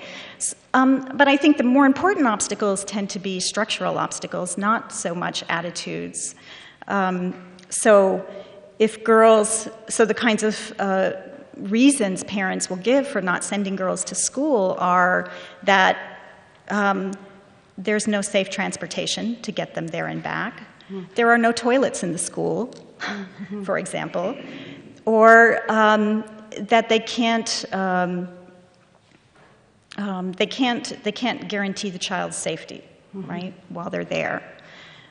So these are these are structural obstacles. And the government is, to the credit, I mean, one thing I learned on this winterim program was how amazing the legal advances have been in India around these issues. So there's a new scheme, they call them schemes, government scheme called the Girl Child Scheme that's been implemented in Delhi and Haryana, where if a girl is born in a poor family, the second child, the government will deposit 10,000 rupees in a bank account in the girl's name, and then at various periods, as long as she is still in school, they will deposit another 5,000 rupees. The idea being that once she reaches 18, she has completed school, and there will be 100,000 rupees in her name that can be used for whatever purpose. And so, you know, this is a very progressive policy that's now being implemented just in the last few years. And there are many other policies like that. Yeah. So let's go back to you a little bit and talk some more about what you've observed since you wrote The Lolita Effect. I mean, do you see, as years go by, you've already mentioned some greater awareness on the part of young girls themselves who are saying, hey, you know, that's not me, or that's the image, not the image I intend to live by. Do you think that social media, Facebook, all of these very direct ways of connecting with friends you may not even know, person to person, face to face, helps to reduce some of that need for acceptance based on one's looks? I think that's a really great question. I don't think we've done enough study of social media and how it plays into the way girls are dealing with these kinds of images. On the one hand, some of the studies of Facebook, for example, that have been done have shown that everyone tends to emulate the media in the way they present themselves, whatever gender they are. So I'm not sure that there's a lot of resistance going on there, but there may be. I just don't think we've studied it enough. What I have found was that face-to-face does work, that in groups, especially when they're encouraged to do it, girls become more critical of the images and are able to talk more about the ways in which they're negotiating them. And girls tend to negotiate them. It's not that they're buying into them wholesale. I think many of them are uncomfortable with them at some levels, but have to deal with them, have to contend with them. We all do. So. Yeah, sure. Yeah. Well, thank you. This has been so interesting for me. Gigi Durham and Meena Khandelwal. Thank you very much. Thanks. So we're inviting our last two guests up, again, very interesting people will be joining us here, Sehgal and Usha Balakrishnan. And once again, a reminder, this is WorldCanvass. I'm Joan Kjaer. Glad you can all be with us tonight. And this program, by the way, will be aired on KRUI-FM and on UI-TV. So just one seat over from me is Mr. Sehgal. Very nice to have you here. It's nice a pleasure. And we'll stabilize that mic. Yeah. It looks like it's kind of sliding down. So in any case, Jay, you are the Managing Trustee and Executive Director of the Sehgal Foundation, and I know your background is extensive in information technology, and you have worked with this family foundation of yours, SMS, for some time, and also the Institute for Rural Research and Development, and that's an awful lot to take in. Why don't you synthesize it for us so that we can tell a little more about what you do? Sure. Thank you very much, and thank you for having me in the show. And of course, I commend the efforts for WorldCanvass to put India on the map for this process. So thank you. The Sehgal Foundation, Sehgal Family Foundation, is based out of Des Moines, Iowa. And we are probably the only organization based out of Des Moines working in India for rural development, particularly focused on the rural development. The foundation is started by Dr. Suri Sehgal, who's a renowned agricultural scientist, and now more of a social entrepreneur, and basically devoting most of the rest of his life working towards social causes, particularly focused in India. The Sehgal family has basically three areas of focus, one being the rural development, what I mentioned, and second being the biodiversity and conservation, again mostly focuses back in India, and third area that we particularly focus on is the crop improvement, basically working on the very, very poor man's crops like sorghums and millets, which are not too much focus is being paid in India on these particular crops. So we are trying to make an impact for the poorest in the country. I will focus mostly on the rural development development aspect of it, because that is what that's what I do. I look after the Institute of Rural Research and Development in India. This is called IRAD. IRAD is our vision, or our mission and vision is basically to make a positive impact in people's lives. Now, when you're talking about people's lives, various aspects are impacted in any individual's life, especially in rural India. We have various aspects. Basically, we feel that water is a key engine that drives all the activities in India. Water is a key constraint from that perspective. When you talk about health of the people, is horribly impacted by the water. When you talk about agriculture or the income enhancement, because most of the rural communities are agri-based communities, and water is a key ingredient for that process. And when we talk about education, if the girls, young girls and the boys, young girls mostly, are running around fetching water before they're driving, they have to go, not driving, I'm sorry, but they're walking 5-6 kilometers every day to go get water. They have very little time to go spend on the education aspect. So we look at all those aspects of impact. So we said we need to focus quite a bit on water and also integrate the other programs like agriculture, similarly working on education, working on health of the people, working on education, for especially life skills education with the young girls. And we want to integrate these programs together and bring a positive impact in people's lives. And that's how we go about doing our rural development aspect of it. Was fantastic. And some of the students from Iowa have participated in your program and had a residency with IRAD? That is correct. More recently, we had, as a first time, we had 8 students from University of Iowa visiting us, and this was a trial, the first time, so to see how these students, and very appreciative of Raj's initiative. And Raj came to me and he says, "Oh, I want to send 25 students." And I got scared. Right away I said, "Raj, we need to slow down. We need to really bring a few students." We were hoping that we will get 15 students this year. We got 8 students to come, and I think that was a very good group studying on basically, which Meena Khandelwal talked about it, and studying basically gender injustice issues in our communities, especially with the young girls in the villages. So they did a fantastic amount of work. We are very. I've seen a lot of presentations from the students. Tremendous effort they have put in. Yeah, thank you. Well, and you're a graduate of the University of Iowa, so this has some kind of personal appeal to you as well. Absolutely, I graduated here I graduated here many years ago, but I am a Hawkeye. There's no question. And yes, it is a very personal, and we feel not just with the University of Iowa. We want to create. We are very eager to take this program forward, but we want to give a platform for students, especially students who are doing PhD students, people who are in social sciences, to give them a platform to come and get a hands-on experience, because reading in the books or watching a video does not give you that personal feel like a lot of the students have talked about. And that getting a hands-on experience and getting having a chance to being in the village, being with the people, that'll give you a different feel of the things. And I think that's especially we want to focus quite a bit on the, as I said, social sciences students in the who are doing a PhDs or postdoc students, even professors from the universities who want to take a sabbatical and spend some time. We want to provide that type of platform to come and do the studies 6 months, 1 year. So this was Raj's program is a beginning. Those students, I know there were a couple of students who are very eager to come back and do some more work with IRAD in India. So we are most welcome. And that's I said we welcome these students to come back and do work with us.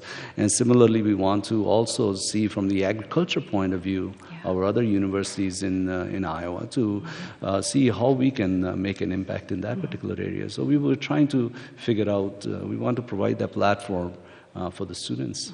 Oh, to have so the grateful opportunity. that you would come here and speak with us about this Thank tonight. you very much. I think it's very fantastic exciting. being here. Yeah. Well, and of course, Raja's program wouldn't be possible without organizations like yours and nonprofits all throughout India that have, dedicated, in your case, perhaps office space and made connections with communities around India.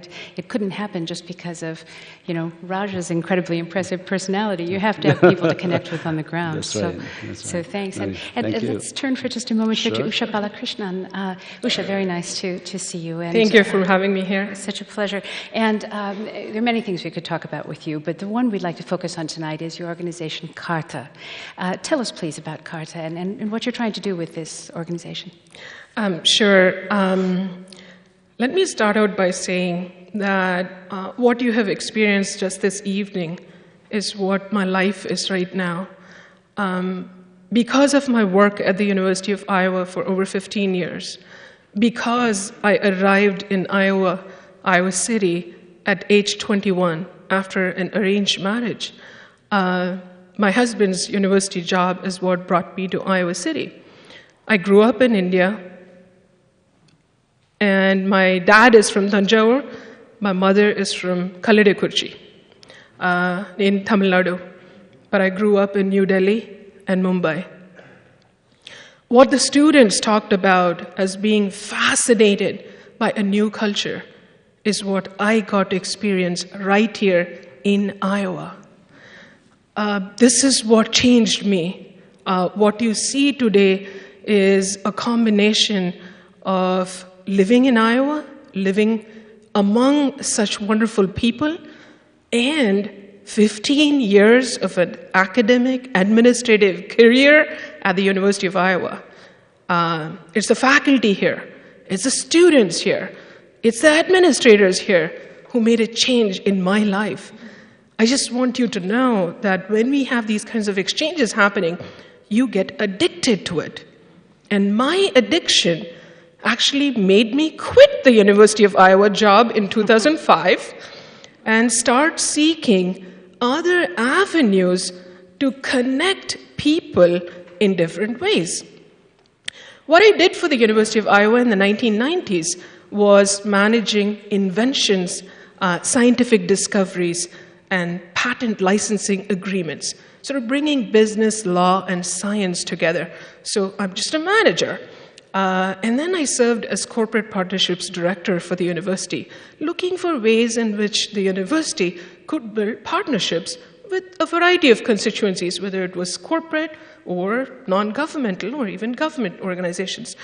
So in about 2004, I became a grantee of the Rockefeller Foundation because I had these growing interests in global health, connecting sort of the academic innovation management work with global health issues.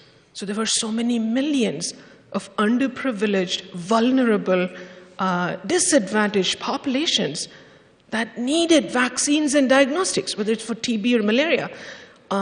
But we don't have mechanisms in academic innovation management that were going to readily be applicable in those situations. So I got very passionate about it and founded a group called Technology Managers for Global Health, which is what the Rockefeller Foundation and the Kaufman Foundation supported. So I give you this background because CARTHA, which was born in September 2006, is now a 501c3 organization, essentially a nonprofit, tax-exempt organization. And through CARTHA, I actually work on integrating and looking at points of leverage when you connect these passionate people, whether it's scholarly and scientific innovators, with cultural translators and social innovators to achieve business as well as philanthropic as well as humanitarian goals. We've got to do this. For example, one of the programs that I'm working on right now is called Global Health Through the Lens of Water.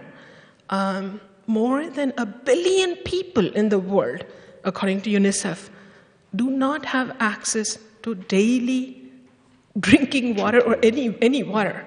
How could we have constructed such a world? I mean, we've got to feel mad about it, right? So the only way that we can at least try to solve or participate in the solution to these problems is by linking with meaningful, thoughtful people who can make change happen.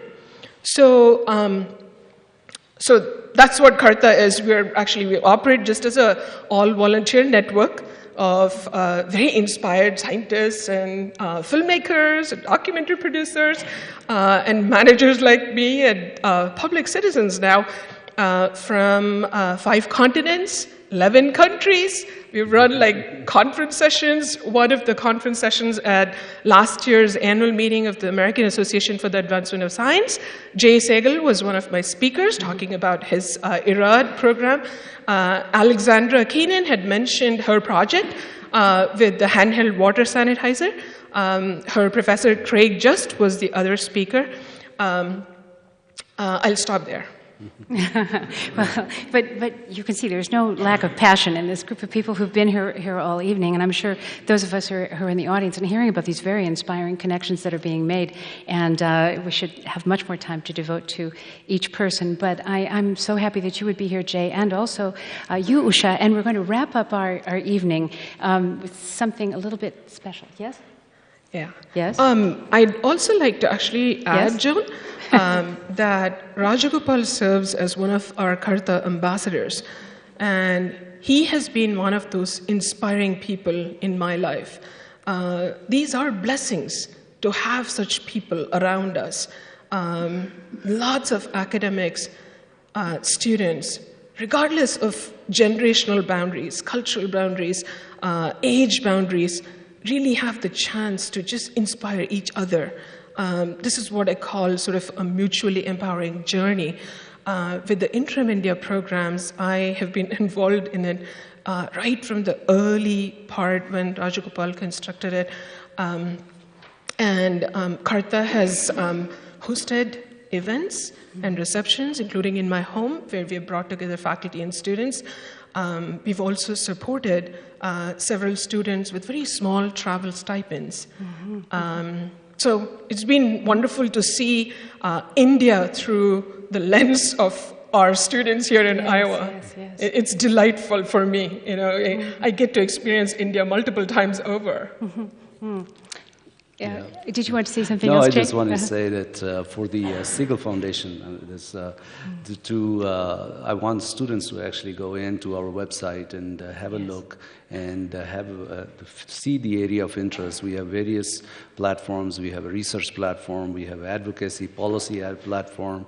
We have capacity building, and we have the program implementation. So whichever area the students are interested in, they should go in and look at our website and get in touch with me. All my details are on our website. It's www.irad.org or smsfoundation.org. Please do visit us and get back to me, and we will try to see how we can work out with the students to provide that platform that we want to provide. Fabulous. That's fabulous. Thank you. And as I understand it, today is an important day in terms of one of the famous gods from India. Yeah, So tell us. Professor Fred Smith had mentioned that today is a pretty festive day. It's called Mahashivratri, kind of considered like the birthday of Lord Shiva, okay? So Joan had asked me that whether I would sing for you. I've done singing lectures for Professor Lutgendorf. I've done singing lecture for music professor Kate Giffler. I've also sung at a church study group in Solon, Iowa. So I do this actually because it's a hobby. I got trained in South Indian classical music, which is called Carnatic music. I want to dedicate my song to a very special friend who's a retiree in Sarasota, Florida, for whom I sing every day for 5 minutes in the morning. Samba Sada Shiva Shambho Mahadeva Samba Shiva Hara Samba Sada Shiva Shambho Mahadeva Samba Shiva Hara अद्भुत विग्रह अमराधीश्वर गणित गुण गणामृत शिवाहर आनंदामृत आश्रित रक्षक आत्मानंद महेश शिवाहर सांब सदा शिव शंभो महादेव सांब शिवाहर सांब सदा शिव शंभो महादेव सांब शिवाहर इंदुकलाधर इंद्रादि प्रिय सुंदर रूप महेश शिवाहर इंद्रादि प्रिय सुंदर रूप महेश शिवाहर ईश सुरेश महेश जन प्रिय केशव सेवित कीर्ति शिवाहर सांब सदा शिव शंभो महादेव सांब शिवाहर सांब सदा शिव शंभो महादेव सांब शिवाहर सांब सदा शिव शंभो महादेव सांब शिवाहर सांब सदा Shiv Shambho Mahadev Samba शिवाहर. Thank you. Thank you. Thank you. So that brings our program to a conclusion for tonight. Thank you so much for being here. I hope you've enjoyed the evening as much as I have. I'm Joan Kjaer. This is WorldCanvass, produced by International Programs here at the University of Iowa. And I'd like to say thank you to everybody in International Programs, all of you who participated tonight, and those of you who came to join us. Thank you so much. We'll see you next time. Thank you. Thank you.